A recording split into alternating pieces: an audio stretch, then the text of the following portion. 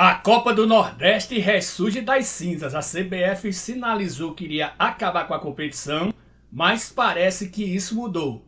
É o que a gente vai ver no nosso Opinião de hoje. Tudo o que rola no mundo do esporte você ouve aqui. Nesse time só tem fera.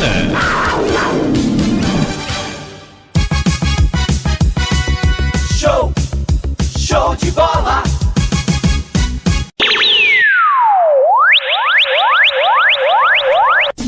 Bom, primeiramente, sou Jânio Araújo e tem esse programa aqui no YouTube, nosso Opinião, onde a gente sempre escolhe um tema para debater durante as semanas, normalmente 2 vezes na semana. Hoje o tema vai ser o ressurgimento da Copa do Nordeste. Vamos contextualizar. No início do ano não existia nada sobre a Copa do Nordeste, inclusive falava-se dos confrontos da fase preliminar, mas não tinha a tabela detalhada até mesmo uma semana antes de haver os confrontos, que só foram confirmados praticamente em cima da hora. E a CBF antes já tinha avisado as federações do Nordeste, as 9 federações, que não indicasse em seus estaduais vaga para a Copa do Nordeste de 2026, sinalizando que a competição poderia acabar. Nos últimos 10 anos, a CBF era obrigada pela Justiça, por causa de um acordo que fez com a Liga do Nordeste, que hoje já não administra mais a competição, e também o então canal Esporte Interativo, que era detentora dos direitos, já extinto o canal, que passou agora a ser TNT Esportes, mas bem menor do que o canal linear, que tinha 24 horas como era antigamente. Então, pela justiça, a CBF tinha obrigação, era esse o termo, obrigação de organizar ou co-organizar a Copa do Nordeste.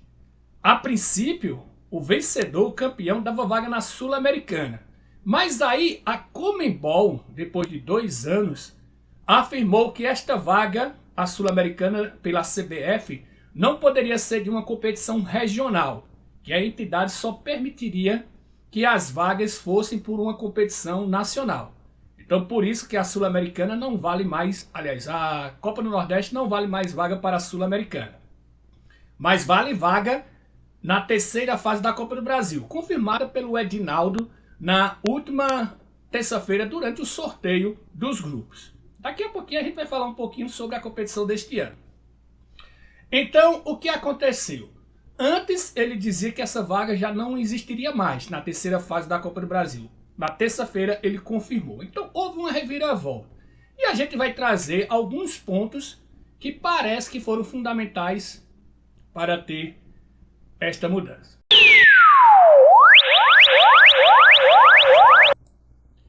Primeiramente, a entrada da Globo. Para todo mundo que sabe, a Globo não tem o direito de transmitir em TV aberta.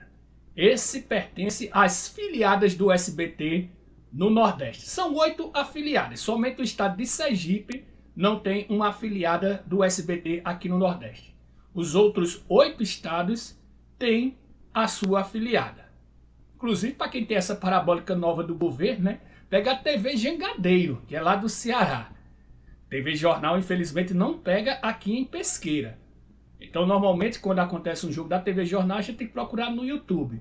E até quer dar uma dica, viu, ao pessoal do SBT, da TV Jornal, que eles bloqueiam no YouTube o sinal. E aí abre espaço para as piratas. O pessoal vai ter que recorrer às piratas. Aí tem as empresas lá oferecendo Pix, não sei o que, o roubo, né? Vamos ser o popular, o roubo. Então a TV Jornal deveria liberar também as imagens da TV Jornal no YouTube, porque não pega em todas as cidades, principalmente aqui no interior. Aqui em Pesqueira, em Arco Verde, eu soube até em Garanhuns não pega a TV Jornal. Então libere as imagens no YouTube, para que a gente não seja obrigado a procurar um canal pirata. A outra opção é o Premiere, que aí é onde eu chego na entrada da Globo.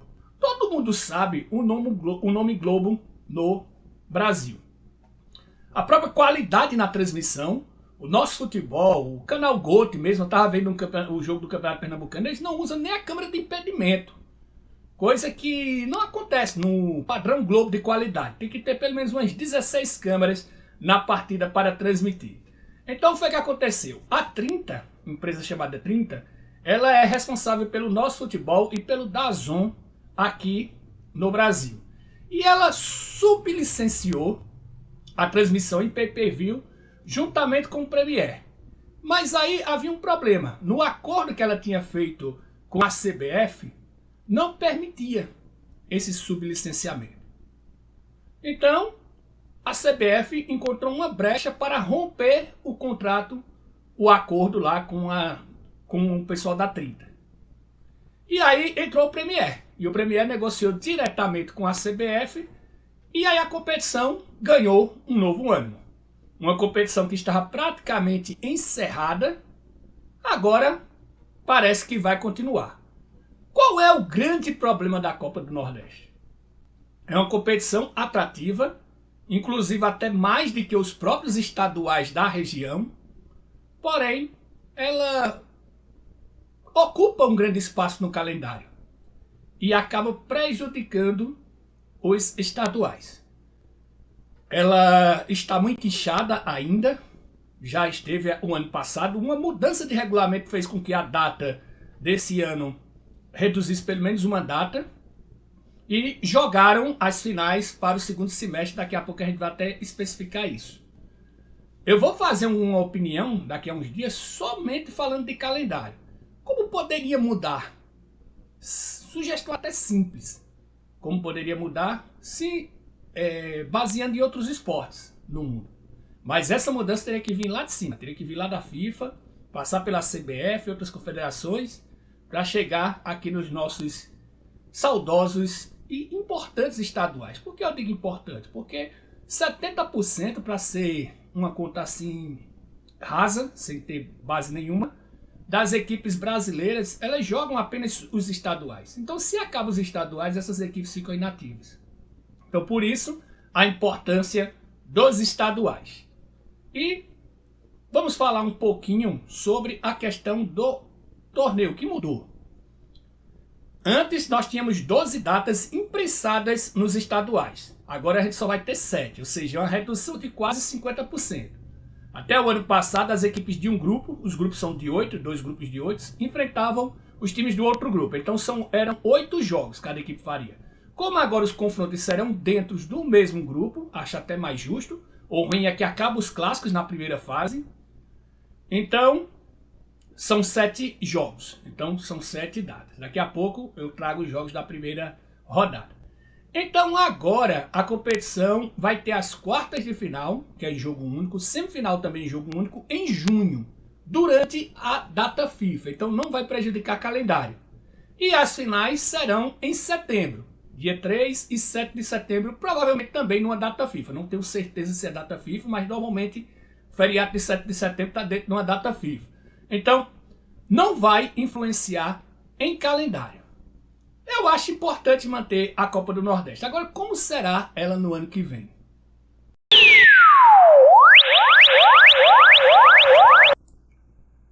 A Copa do Nordeste do ano que vem é uma incógnita. Ninguém sabe como é que vai ser.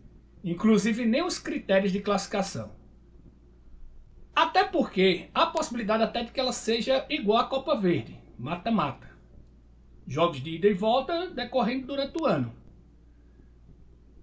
A competição ela começa com 12 equipes já pré-classificadas com mais 16. Então dá 28 equipes.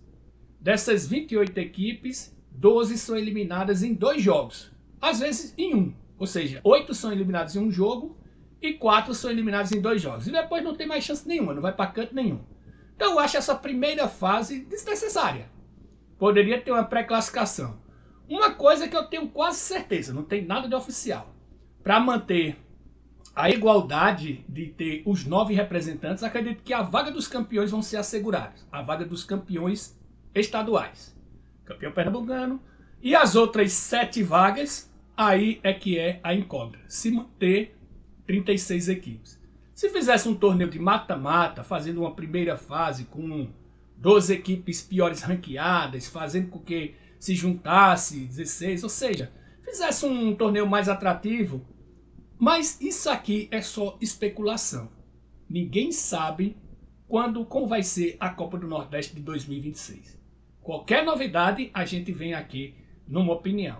Agora vamos saber como é a competição deste ano.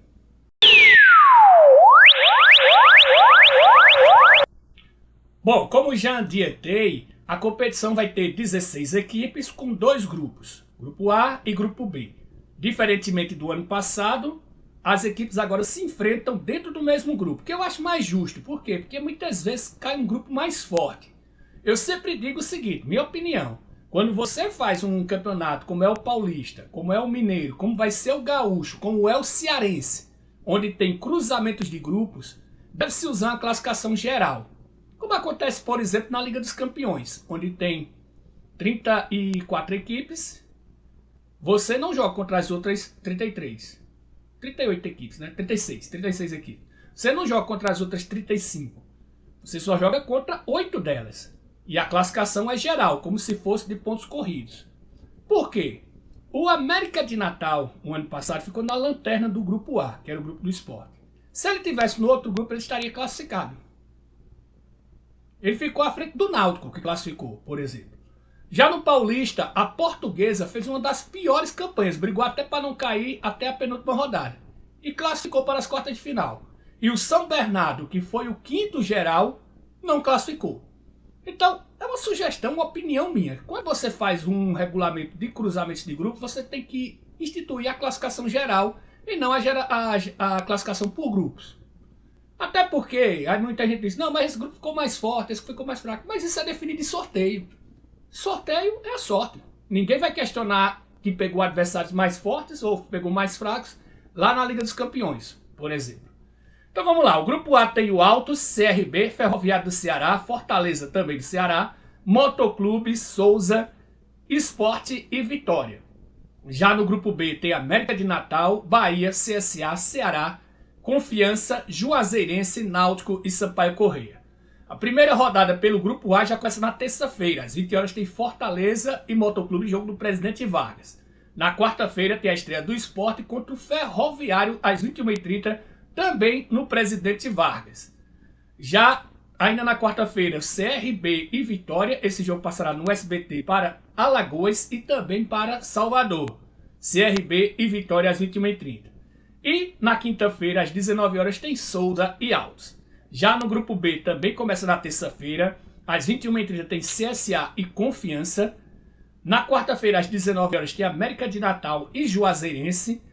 Na quarta-feira ainda, às 21h30, jogo da TV Jornal e também da TV Jangadeiro, tem Náutico e Ceará. Pelo menos para quem tem parabólica, pode assistir pela TV Jangadeiro esse jogo.